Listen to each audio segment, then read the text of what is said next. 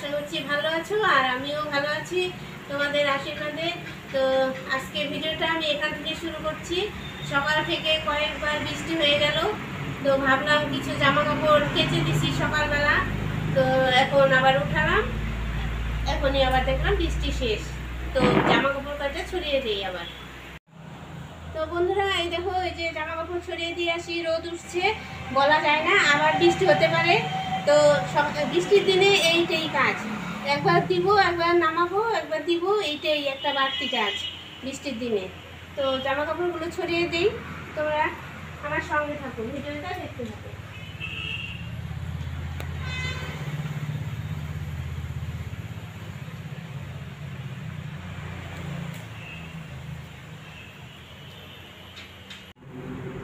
তো বন্ধুরা এই দেখো, বৃষ্টির দিনে হচ্ছে বাড়তি কাজ বললাম, একবার এইটা পরিষ্কার করে নিলাম, আবার এই যে দেখো এই যে বৃষ্টি হয়ে গেল, আবার এই যে পরিষ্কার করতে হচ্ছে।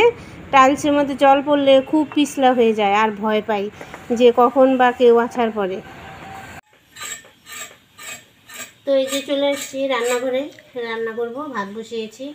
আর এই যে লম্বা লম্বা কিছু পটল কেটে নিলাম, পটল ভাজি করব, আর তোমার সঙ্গে ডাল করব।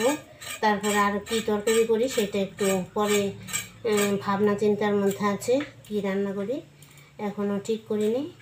তো এই যে পটল কেটে নিচ্ছি, পটলগুলো নরম আছে। বলছি, হিংসুক মানুষের মনে শান্তি কম থাকে, কারণ সে অন্যের শান্তি দেখতে দেখতে জ্বলতে জ্বলতে নিজের শান্তি পাওয়ার সময়টাই খুঁজে পায় না। সেই জন্য হিংসুক মানুষের মনে নিজের শান্তি পাওয়ার সময়টা অনেক কম। বলছি, আমার পটল কাটা হয়ে গেছে, এই যে তুলে নিচ্ছি। তো বললাম যে হিংসে মানুষকে এমনভাবে ধ্বংস করে যেভাবে মরিচা লোহাকে ধ্বংস করে, ঠিক সেইভাবে হিংসে একটা মানুষের জীবন নষ্ট করে দেয়। তার থেকে হিংসে মনে না রাখাই ভালো আমার মনে হয়।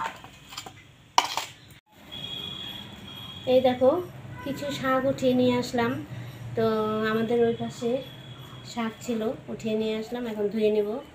তো বললাম যে কিছু মানুষের মিথ্যে কথা বলার, এটা মানুষের ঘাড়ে দোষ চাপানো, এটা তার জন্মগত অভ্যাস হয়ে থাকে। ওইটা জন্মের পর থেকেই সেই রকমভাবেই তৈরি হয়ে আসে, তো নতুন করে আর ওইটা জন্মায় না। তো মানুষের মিথ্যে কথা বলাটা একটা রোগ, এটা একটা মানসিক রোগ, যার কোনো চিকিৎসা নেই। তো চলো বন্ধুরা, আমি এখন শাকগুলো ধুয়ে নেব, আর হচ্ছে কিছু রান্না বাকি আছে, রান্নাটা করি। আজকে ডাল, পটল ভাজা, আর হচ্ছে একটা তরকারি করব। আর এই যে শাক উঠিয়ে নিয়ে আসলাম, শাকটা এখন ধুয়ে নেব। তো আজকে আমার তো এখানেই রাখছি, তোমরা ভালো থেকো, সুস্থ থেকো, আর আমার সঙ্গে থেকো।